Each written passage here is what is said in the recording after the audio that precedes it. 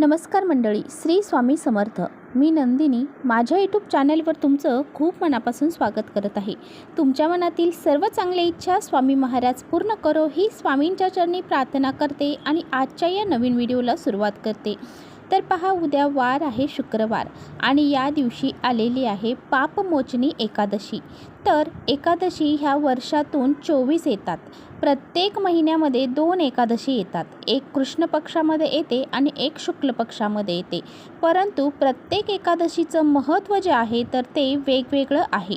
आणि त्याचप्रमाणे ही जी पापमोचनी एकादशी आहे तर तिचं महत्त्व असं आहे, तिच्या त्या शब्दातच तिचा अर्थ दडलेला आहे. म्हणजे जे काही आपण पाप केलेली आहेत, कळत नकळत किंवा मग काही वाईट कर्म केलेली आहेत, तर ती नष्ट करण्यासाठी ही पापमोचनी एकादशीचं व्रत केलं जातं. आणि एकादशी तिथी ही भगवान श्रीहरी विष्णूंना समर्पित असल्यामुळं त्या दिवशी भगवान श्रीहरी विष्णूंची आपल्याला पूजा अर्चा करायची आहे. पहा, त्यामुळेच आपल्याला या एकादशीच्या दिवशी काही उपाय देखील करायचे आहेत. तर आजच्या व्हिडिओमध्ये मी तुम्हाला अतिशय प्रभावशाली उपाय सांगणार आहे. एक सुपारी आपल्याला अशा ठिकाणी ठेवायची आहे, म्हणजे अशा ठिकाणी अर्पण करायचे आहे. तिथे अर्पण केल्यामुळे 7 पिढ्यांचं दारिद्र्य जे आहे तर ते नष्ट होईल आणि आपल्या घराची, मुलांची, पतीची खूप सारी प्रगती होईल.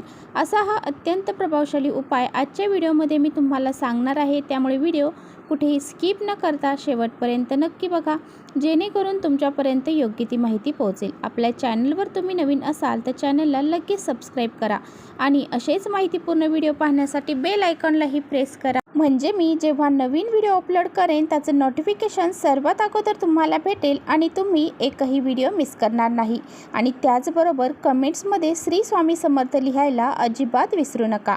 तर पहा, हा जो उपाय आहे ना तर तो आपल्याला का करायचा आहे. आपल्या घरामध्ये पैसा टिकत नसेल, आपल्या घरामध्ये जर वारंवार पैशांच्या अडचणी येत असतील, घरामध्ये भरपूर पैसा येतो परंतु तो कधी कधी टिकत नाही, म्हणजे घरामध्ये लक्ष्मी ही स्थिर राहत नाही. आणि पहा, कधी कधी आपण भरपूर कष्ट मेहनत करतो परंतु ह्या कष्टाला, मेहनतीला नशिबाची साथ मिळत नाही. म्हणजे काय, आपला एखादा व्यवसाय आहे, त्या व्यवसायामध्ये आपण खूप कष्ट मेहनत करत आहोत परंतु त्यातून आपल्याला योग्य तो मोबदला प्राप्त होत नाही. म्हणजे काय, तर आपल्याला पहा घरामध्ये भरपूर सारा खर्च होत आहे. म्हणजे जिथे आपल्याला 500 रुपये खर्च करायचं तिथे आपण 2000 रुपये खर्च करून येत असतो. तर म्हणजेच काय, आपल्या घरामध्ये पैसा हा टिकत नाही, आपल्या हातामध्ये लक्ष्मी टिकत नाही, जास्तीचा पैसा आपल्या हातून खर्च होत आहे. म्हणजे काय, आपल्या घरामध्ये पहा 50,000 रुपये आलेले आहेत आणि ते दुसऱ्या दिवशी अशी काही सिच्युएशन निर्माण होते की ते 50,000 रुपये आपल्याला लगेच आपले खर्च होतात. म्हणजे कोणीतरी आजारी पडेल किंवा काहीतरी घटना अशी घडेल की तिथे आपल्याला ते पैसे द्यावे लागतील. म्हणजे आपल्या घरामध्ये पैसा हा टिकत नाही आणि तो आला की लगेच त्या मार्गाने निघून जातो. त्यामुळे पहा, आपल्याला काही उपाय आपल्या घरामध्ये ह्या एकादशी तिथीला करायचे आहेत. तर पहा, आपण बऱ्याचशा पूजांमध्ये सुपारीचा वापर करतो. पूजा करताना देवाचं स्वरूप मानून आपण ती सुपारीची पूजा करत असतो. तर भगवान विष्णू, माता लक्ष्मी यांच्या पूजेमध्ये सुपारीचा वापर हा केला जातो. सुपारी संबंधात जर आपण काही उपाय केले तर धनात वाढ देखील होते आणि घरामध्ये सुख, शांती, समृद्धी निर्माण होते. तर पहा, हा उपाय करण्यासाठी तुम्हाला फक्त 1 सुपारी लागणार आहे. आता बघा, सुपारी घेताना ती व्यवस्थित घ्यायची आहे, चांगली घ्यायची आहे, म्हणजे नवीनच सुपारी आपल्याला घ्यायची आहे. अगोदर पूजामध्ये वापरलेली आहे किंवा कुठे किडलेली आहे, तुटलेली आहे, अशी सुपारी न घेता व्यवस्थित आणि चांगली सुपारी आपल्याला निवडायची आहे. सर्वात अगोदर तुम्हाला काय करायचं आहे, तुमच्या देवघरातील पूजा करून घ्यायची आहे. भगवान श्रीहरी विष्णूंची मूर्ती आपल्याकडे असेल त्यांची पूजा करून घ्यायची आहे. भगवान श्रीहरी विष्णूंची मूर्ती आपल्या घरामध्ये नसेल तर बाळकृष्णाची मूर्ती प्रत्येकाच्या घरामध्ये असते. तर मग बाळकृष्णांची आपल्याला पूजा करून घ्यायची आहे. या दिवशी भगवान श्रीहरी विष्णूंना आवडणाऱ्या पिवळ्या वस्तू त्यांना अर्पण करायच्या आहेत. म्हणजे पिवळे फुलं त्यांना अर्पण करायचं आहे, पिवळा नैवेद्य तुम्हाला अर्पण करायचं आहे. म्हणजे तुम्ही एखादं फळ देखील, केळी तुम्ही नैवेद्यामध्ये दाखवू. त्यानंतरच तुम्हाला हा उपाय करायचा आहे. कारण पहा, कोणताही उपाय करण्या अगोदर त्या देवांची पूजा अर्चा केली तरच मग तो उपाय आपला यशस्वी हा ठरत असतो आणि त्यांचे आशीर्वाद देखील आपल्याला प्राप्त होत असतात. आता पहा, आपल्याला एक तामण घ्यायचं आहे. त्या तामणामध्ये ही 1 सुपारी ठेवायची आहे. त्यानंतर त्या सुपारीवरती आपल्याला पाण्याने अभिषेक करायचा आहे.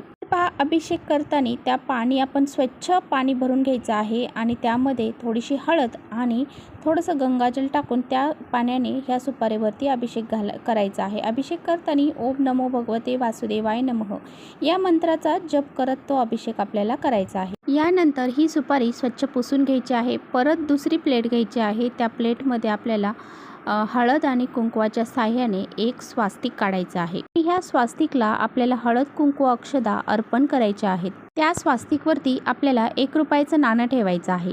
त्यावरती एक तुळशीचं पान आपल्याला ठेवायचं आहे आणि नंतर ही सुपारी आपल्याला त्यावरती ठेवायची आहे.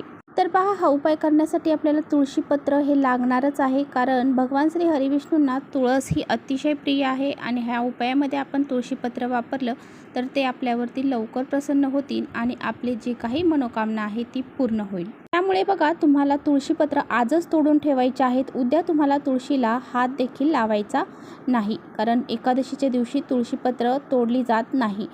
त्यामुळे तुम्हाला अशा प्रकारे आजच हे तुळशीपत्र तोडायचे आहेत किंवा मग तुळशीच्या खाली जे काही पानं पडलेली असतील ते पानं तुम्ही घेऊ शकता. सुपारी त्या पानावरती ठेवल्यानंतर त्या सुपारीवरती आपल्याला हळद कुंकू अर्पण करायचं आहे आणि पिवळी फुलं देखील तुम्हाला या सुपारीला अर्पण करायची आहेत.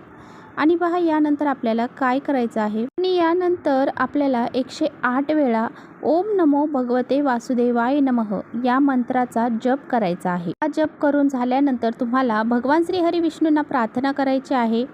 आपल्या जीवनातील ज्या काही आर्थिक समस्या आहेत त्या दूर होण्यासाठी, पैशाच्या अडचणी दूर होण्यासाठी, त्याचबरोबर आपल्या घरामध्ये लक्ष्मी स्थिर राहण्यासाठी आपल्याला प्रार्थना करायची आहे. आपल्या घरातील व्यक्तींची, आपल्या घराची, मुलांची, पतीची, सर्वांची प्रगती होण्यासाठी प्रार्थना करायची आहे. घरामध्ये सुख, शांती, समृद्धी निर्माण व्हावी यासाठी देखील आपल्याला प्रार्थना ही भगवान श्री हरिविष्णूंना करायची आहे. आणि पहा, भगवान श्री हरिविष्णू बरोबरच माता लक्ष्मीला देखील आपल्याला प्रार्थना करायची आहे, कारण भगवान श्री हरिविष्णू बरोबर माता लक्ष्मीला दोघांना सोबतच आपण प्रार्थना केली तर ते दोघेही आपल्यावरती प्रसन्न होतात आणि आपल्या मनोकामना ज्या आहेत तर त्या पूर्ण होतात. जिथे माता लक्ष्मी असते तिथे भगवान श्री हरिविष्णू असतात आणि जिथे भगवान श्री हरिविष्णू असतात तिथे माता लक्ष्मी असते. त्यामुळे या दिवशी दोघांचीही सोबत आपल्याला पूजा करायची आहे. आता पहा, प्रार्थना करून झाल्यानंतर संध्याकाळी आपल्याला घरामध्ये जेव्हा लक्ष्मी येण्याची वेळ आहे तेव्हा काय करायचं आहे, तर तुम्हाला एक लाल कपडा घ्यायचा आहे आणि त्यामध्ये तुम्हाला हे 1 रुपयाचं नाणं आणि ती सुपारी आणि ते तुळशीपत्र एकत्र बांधायचं आहे. याची आपल्याला एक पोटली तयार करायची आहे आणि ही जी पोटली आहे तर ती आपल्याला आपले पैशाची जी तिजोरी आहे त्या ठिकाणी ठेवायची आहे. ही पोटली आपल्या पैशाच्या तिजोरीमध्ये ठेवल्यामुळं आपल्या घरातली जी लक्ष्मी आहे ती स्थिर राहील आणि आपल्या घरातील ज्या समस्या आहेत, अडचणी आहेत तर त्या नक्कीच दूर होतील. जर तुम्हाला तुमच्या पॉकेटमध्ये ठेवणं शक्य असेल तर तुम्ही त्या पॉकेटमध्ये सुद्धा ठेवू शकतात किंवा मग तुमचा एखादा व्यवसाय आहे, शॉप आहे, दुकान आहे, त्याची जी तिजोरी आहे त्यामध्ये सुद्धा तुम्ही ही पोटली ठेवू शकता. आणि यामुळे सुद्धा आपल्या व्यवसायामध्ये प्रगती होते. त्याचबरोबर तुम्ही घराच्या तिजोरीमध्ये ठेवलं तर घरामध्ये काही आर्थिक समस्या निर्माण होत असतील तर त्या दूर होतील. तर चला, इथेच करते व्हिडिओचा एंड. व्हिडिओ आवडला असेल तर नक्की लाईक करा. चॅनलवर नवीन असाल तर चॅनलला सबस्क्राईब करा. परत भेटूया अशा छानशा व्हिडिओसोबत. तोपर्यंत श्री स्वामी समर्थ.